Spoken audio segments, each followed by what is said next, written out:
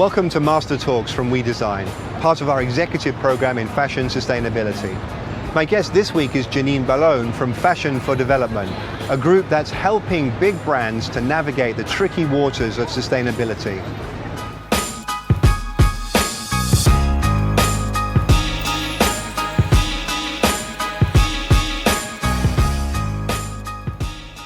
Hi, welcome to this edition of Master Talks from WeDesign. My guest this week is Jeanine Ballone from Fashion for Development. Welcome, Jeanine. Thank you very much, Simon. So tell me, what do you do? What do I do? I'm actually currently the Managing Director of Fashion for Development Solutions, which is an kind of an arm of the major platform for Fashion for Development, which was started about 10 years ago under the auspice of the United Nations Secretary General, who really wanted to put an emphasis on what the fashion industry was doing and how the United Nations could really be affecting some change. I'm really glad you mentioned that. We're going to come to that in a little bit because the UN, of course, has been in the news lately, and certainly the G7. Yes. You know, a global vision on what sustainability needs to be. Mm-hmm. But before we come to that, I want to find out a little bit about your background and how you came to be in this role. Okay. So you have been in sourcing for many years all around the world. Yeah, supply chain and sourcing. Right, and then you spent 12 years at PVH? Correct. Right, Just so recently PVH, left. as I'm sure people know, is the conglomerate based here in New York, which has Calvin and Tommy Hilfiger, Speedo, right. Izod. Mm-hmm. So myriad, very influential global brands. Correct. And your role there? I was when I left, was Vice President of Global Innovation. And before that, I was part of the supply chain vice president. Because I think I'm particularly excited that we're going to talk today, because I think one of the challenges in sustainability is trying to get the big corporations to do it, to really do it. Not just to have a CSR office and not just to worry about ESG when it comes to talking to Wall Street, but actually do something. Yeah. So let's talk just for a moment about your experience at PVH and how sustainability crossed your mind when it did and how it started to evolve as a concept for you personally. Well, yeah, so the beginning part really was how do we really start developing innovative products? And one of the aha creations that I had was really that I started developing some new technology on fabric processing, which really started to take a lot of chemicals out of the finishing of garments every day. And so one of the things that we really started to focus on was that really innovation should be sustainable. Everything that we do in innovation and anything that we do for pushing forward or investing in has to have a sustainability. Everything that's innovative is sustainable in the same specs. I think that's a very noble way of starting the conversation. The thing that troubles me now, and I'm not talking about PVH here because I don't know inside their company, but the thing that troubles me now is how companies see sustainability as one office in the building. Yes. When in fact, in my opinion, it should be every office in the building. Correct. It should be a precursor to your canteen. It's a cultural enhancement or injection that needs to be kind of filtered through everywhere, just Indeed. And I'm sure many are familiar with Francois-Henri Pinault's requirement for the EP&L. That's great. Not just the P&L, the environmental profit and loss. Yeah. I think that's one of the reasons why Macron asked him to pioneer the agreement that just came out of the G7. Absolutely. It's a very audacious plan, especially all the things that he's been able to get together in the last 4 months. It's aspirational. For sure. Yeah. We have to, see where it goes from the next level, because obviously there's no legal binding agreements that came out of this, but the idea that he has been able to get some 150 different companies at the table in the last 4 months since he announced it at Copenhagen. We were both there, you were announcing.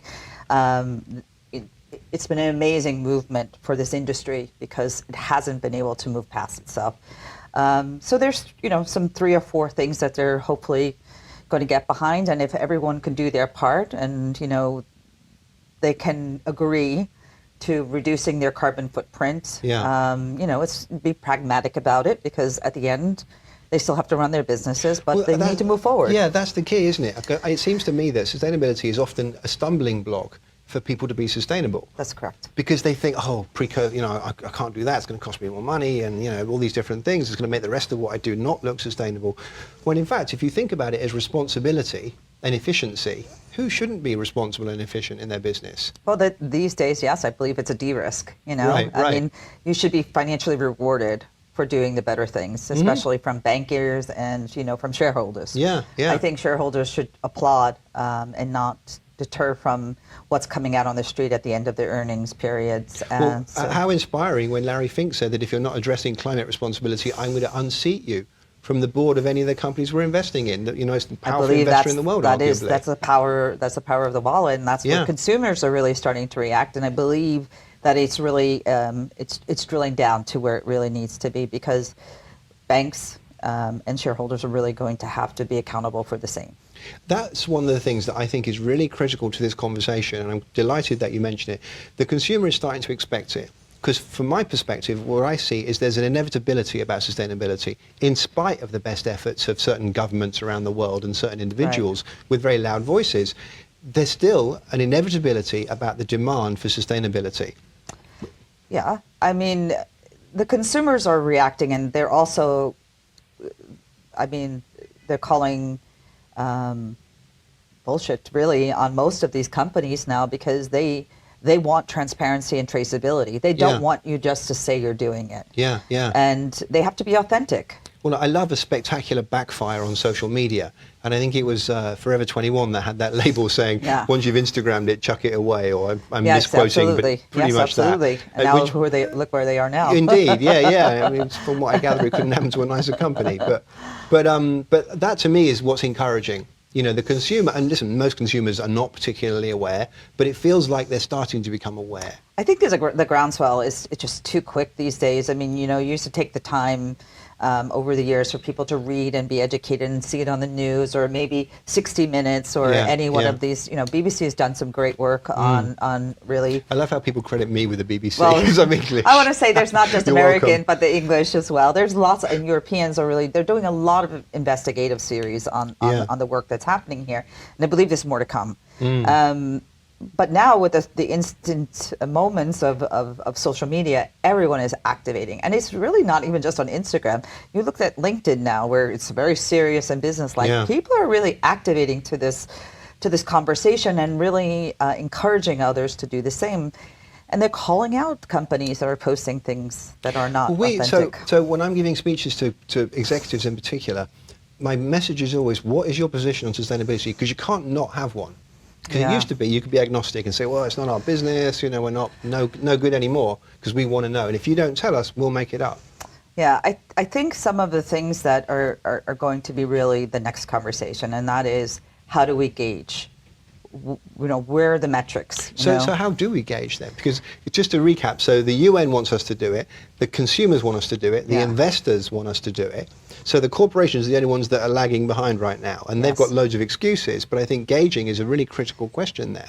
Traceability and transparency equals trust, and that's what the consumers are asking for, that's what the shareholders, that's what the banks are asking for. Yeah. We need to trust you now, not just you're going to say you're going to do it. Now I need to see what your metrics are. And we're working right now on F4D solutions right now. We'll be launching it London Fashion Week next week at the event that we're hosting, which is Paul's Pop-Up, which is a transparency and traceability tool from the commodity, from the fiber, all the way to the end consumer, and then afterwards recycled. Right. So even on the second life, you're able to mark the garments and follow the whole thing. It's really important, I think, to stress what you're currently doing, because, you know, there is a demand for it, et cetera, et cetera. You're there to help. You know, you've had your background in corporate affairs, et cetera, but now through Fashion for Development, you're working with companies to help them to become sustainable. So tell me about the work that you're doing. We're incubating a lot of different companies right now that, you know, there are a lot of other companies right now that are plug and play and Fashion for Good. A lot of great things are really happening, but they're industry facing. Right. The problem here is that nobody is facing the future of the new designers coming out, the future of the consumers. And we really want to face that. Yeah, I remember Scalability. At my time at Parsons, there was such demand for sustainability from the students. Yes. They were doing it anyway. We as the staff, we were keeping up with them and trying to help them, but there was the demand was coming from them. Right. And so this generation is demanding sustainability. They're demanding it, and they want the instant gratification to have that information at their fingertips, or when they go to search it, if they don't have it, then they need to figure out where they can go to the next level. Yeah. And there's so many great things happening in the industry itself, but unfortunately, no one is sharing that with the greater world. Well, that's where I'm so inspired by the G7 thing and what Pino is leading. So tell me a little bit about what you've seen of that. So, I mean, there's some great heavy hitters in our fashion industry that are a part of that, and they've done an amazing amount of work that I have been able to see and read. Obviously, we have just a little bit of understanding from places like Paul Pullman and things like that, who have been able to really be the leader in this space. Obviously, with the Kering Group.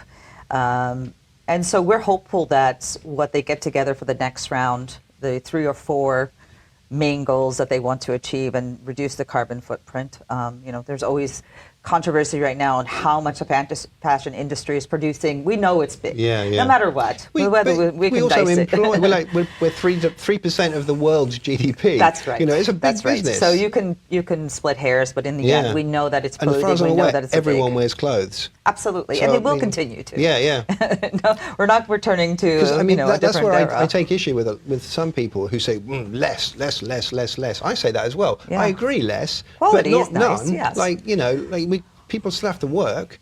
People still have to work. We're not looking to, chop everyone's head off. We're not looking to stop progress, and that's the whole point here. Is that there should be scalable solutions, but there's also things that should be activated now, not in 2050, not in 2030. Those are the things that I say. I'm not sure those CEOs are making commitments are going to be around for. So what should we do now? So for companies that are watching this, what areas should they be looking at? What companies have you seen that are inspiring, that are actually doing something now? Well, obviously Kering is doing some great work there, so kudos to them on the luxury side. But when you start to downgrade on the price points is when you really start to see the controversy. And that is because they have shareholder agreements. They have to make their numbers. Each president of each division, has to stand in front of a board and defend themselves. Yeah. So culturally, the shifts have to happen in these bigger organizations to say, what, we believe in it. We're going to even give bonuses to the CEOs or the presidents who are doing the right thing, like Kering is doing. Yeah, it's like the combination of the EP&L inside the company and then the investor taking a sort of Larry Fink approach. And listen, he's not the savior, but at least he has a nod in the right direction. Great ideas. Yeah, right. So if we have those two things, then who's getting in the way of it? Is it historical practice? It's historical practice, but it's also infrastructure? about changing. It's like shifting that Titanic, right, away from the iceberg. Right? It really needs to slow that down. I definitely want to touch on some concrete things companies could do. Right. Move to renewable energy. Of course, anyone that's not thinking about that is crazy. Water savings, recycling, being efficient. What company doesn't want to be efficient? And most companies are starting to see that there's a value in that, right? Better cotton. Not only, and I have to say, because we're launching this great Supreme cotton next week in London, which what do you mean, co-branded with Supreme? I'm kidding. No, I wish. Well, it could be used in streetwear. This is really low water, high yields, and also carbon footprint. It's done within 50 kilometers in pure ginning processing. We hope with the LCA coming out right now that this will be the solution, because better cotton, organic cotton, there's old controversies here. We really need a clear path forward, and we need to get out of our own way, to be honest with you. I agree with all of that. I'm also curious about steps we can take to more it's like the military does on-time delivery, and now it's become a thing. It's no good doing on-time delivery. If you deliver 1,000, you only really needed 100, and 900 go on markdown. In the end, the last ones get given away. You might still make your margin because it was built that way, but that's what's part of our problem. Well, that's because the lead times are so long for most of these companies.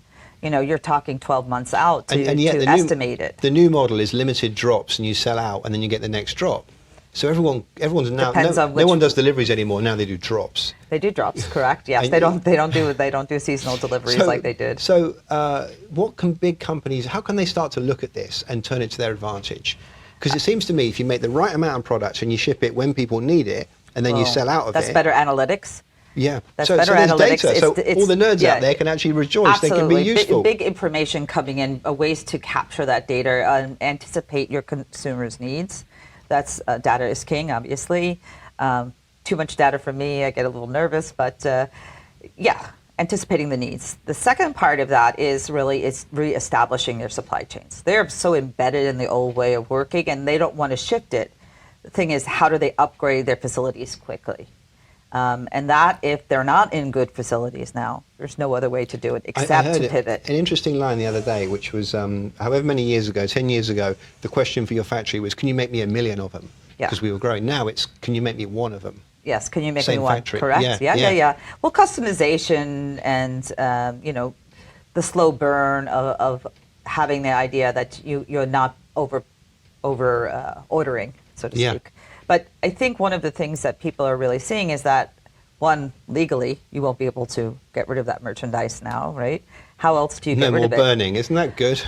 Well, I mean, well, do we really have to go in that conversation? But yes, no more burning. Obviously, it's going to be a law in France coming forward. Hopefully, many other countries follow suit. I believe the UK is also looking at things like that. But just the amount that people don't want to continue to start looking like each other. I think it strikes me that people want to feel like goods were more, I mean, custom is one word, made for me. It's I used to work at Nike, and 15 years ago, one of the sort of research conclusions was make it for me. Even then they realized, I guess it came from automotive, etc. Yeah. But people want to feel like it was made for them. Not, if you go into a big department store now and there's 100 in your size, you're like, I'm not actually feeling all that special right now. No, you're not feeling very special right now. But the Nike really did a great job as well with that, with their customization platform.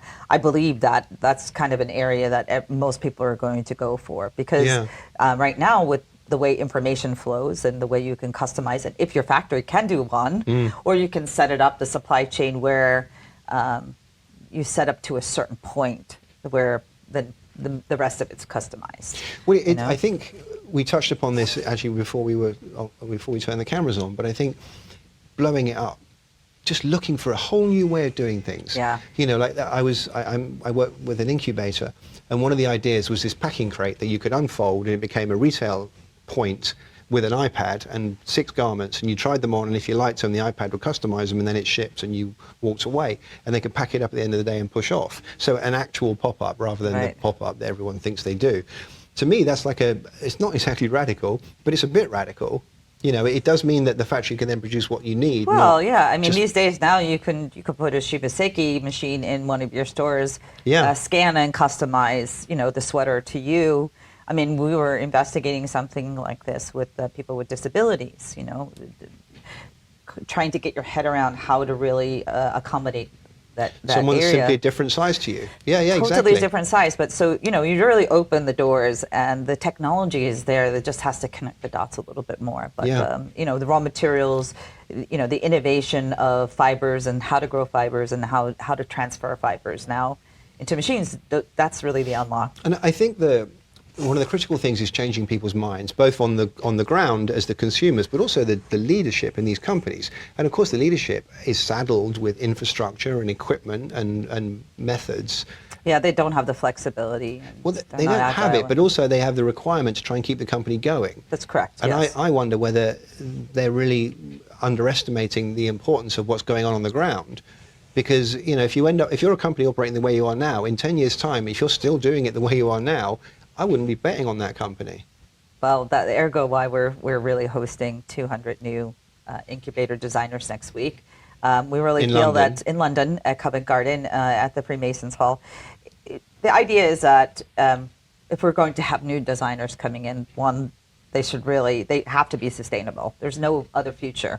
Yeah. We don't see a future without sustainability. That's an important responsibility. Point. It's a requirement. It's a requirement. Yeah. You cannot be anymore. You can't just start a line unless you're really sustainable. Yeah. I don't think the future, I don't even think our generation, my generation wants that either. I mean, they're just at the cusp where, information is still there and they can understand it. They have children, they want to react. They have grandchildren maybe coming up in the future.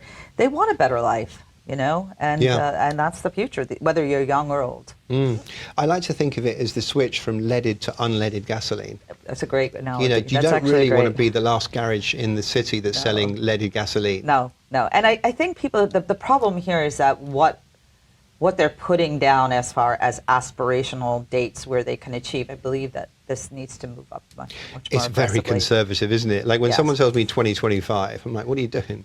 No. Like building a city? Like, well, 2030 and 2050. I mean, really, what does that even mean? I don't even know where these guys are going to be. Will they still be on the planet? That's literally, I'm not really going to do anything for a while. So here's something that I'm not. Yes, and so that's where I see the, I believe the G7 has to have traceability and transparency requirements attached to it. Otherwise, I don't feel that it's going to achieve anything more than it's already done. We're very lucky to have companies like H&M and Kering that are prepared to stand up and say, we're not perfect, but we're doing something, and we're going to try and bring everyone else along as well.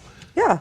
And and then showing where they're going, right? I mean, that's the important stuff. I mean, it's like saying, you know what, I haven't done anything wrong in my life, so you know what, everyone else should fall, and I should have all the glory. But these guys are doing good things. I do believe that the furnace is turned up, and they have to do more. The traceability thing, I think, is no longer a defense, because so many times companies have said, oh, we didn't know. We sent it to a factory and then we didn't know, they passed it to somebody else. And you're like, yeah, but their capacity was 400 and you asked for 10,000. Where do you think it got made? Yeah. A friend of mine is the leader of one of the big European groups that does massive production. And he's been very clear all along. He's like, we know everything's made. We know every factory in the city. So if it's not being made at the one we know it's not being made at an approved one. And so I think it's very disingenuous of any company to say, well, we didn't really know. We didn't really know, or they're not moving quickly enough to turn over. I mean, if they're still using regular virgin polyester, why aren't they switching over? Yeah. There is no reason or validation right now that you can absolutely say that there is no reason you should be using that. Why Prada just moved all of their nylon finally to recycled EcoNow, which is great. It's a great opportunity, but it's not enough. I mean, the idea is not just to pull the stuff out of the ocean; it's to stop it at its source, right? We have to stop the stuff from happening. Circularity is what we're all now looking at, and it seems to be a nice thing to aim for. I can't say it's a solution, but it's a nice thing to aim for. And that, of course, means recycling everything and not bringing anything else into the supply chain. Correct. Yeah, circularity. I mean, not everything has a circularity purpose or can. Yeah. But we obviously, designers are, the best way to end that is really also to educate. It's a design flaw, right, as we always said. Yeah. Educating the designers to get there. But supply chain, product developers, business people, they have to also be part of that. Yeah. It can't just be placed on the designer's head. Well, I mean, I got stuck in with someone recently on that, because designers in a lot of companies are told, do you want it to be red or blue? You can design the color. Yeah. You can change the styling a little bit, but major changes and where it's coming from, the designer's not making that call. Oh, no. That starts from the top. Yeah, exactly. And so I that think has to be a cultural thing. The top has to accept that the consumer, and this is what I love, this is why I'm excited and why I'm quietly confident, because the consumer is going to start to demand it. And if the guy at the top or the lady at the top decides, I'm not really going to go there, they got their eye on their retirement or something, the company's going to suffer. They are going to suffer, but also that's why I believe the EP&L really has a big place, not only for sharing that information outward, but internal accountability. For the purposes of our chat, I really want to make sure that the people watching can have some concrete resources to go and look at. Right. Because you're very lucky in that you've had exposure to all these things, and you go to conferences and you get tons of information, and you can you think things through all the way to the end without having to worry about explaining where they come from. Yeah, that's what we're trying to do at F4D. Exactly. So the platform here is that we're really what we've seen. The missing link that we've seen here is that there is no external location to go as far as a supply chain platform. There's nowhere to go to find the right information. People have eco-anxiety at this moment if you're in there, right? We know from ourselves, some people, whether they're great CEOs or even business leads, they're actually stuck like a deer in the headlight because they're not sure which way to go. The information is, with all of the information that's coming out there, there's just also too much that's going out there, and they don't know how to decipher it. And there's competing agendas as well, which is not helpful. And that's the point. So what we're hoping to do now here, and what we are doing right now, is we're really working to decipher that information, to say these are real supply chain solutions that you can activate now. Not in 5 years in incubation, which are all great. Everyone needs the incubation to scale them. But what we're looking at is how do you go to the right information for a dashboard. We're doing everything that's traceable, everything that has transparency. So where do you go from a fiber? What ginners do you look at? Because you're going to not have contamination, and you know that this is the right information. How do you process this fiber? How do you do it within a scalable area where your CO2 is, you're not sending it from India to Portugal and then making it somewhere else. So, these are the things that we're looking at. And F4D Solutions is really, we're launching with the United Nations. Obviously, we're grounded in the Sustainable Development Goals for the last 10 years. And those are our key So if people watching this go to your site, yes, they can see links to all of this. We're actually putting them up this next 2 weeks or 3 weeks. Well, so when this goes out, they may be up. Yes. Yeah. So, and that's Fashion for Development. .com. Okay. Fashionfordevelopment.com. Yeah. So, and then the last thing I want to touch on is the future. Yeah. So where do you want to see yourself, and what do you want to be like getting annoyed about in 5 years? What do I want to get annoyed about? Yeah. Because things are going to change in 5 years. We have no idea how, but we hope in a good way. But in terms of the future. What do I want to get annoyed about? I want to get annoyed about just bad design then. I like that. Just bad design. Yeah, it's like, I don't care how sustainable it is, it's ugly. Yeah, it's just ugly. Yeah, if it's good, if nice it's just done well, if it's it? just bad design, it's bad design. But that's where I want to see the industry go, and then just comment on that and not have to comment on anything else. Brilliant. Jeanine, it's been a real Very pleasure. Nice. Thank you so having much. Me. Yeah, so no problem. Thank you. Thanks for watching. Now join us online and on social media with our experts so we can answer your questions directly and keep this conversation going.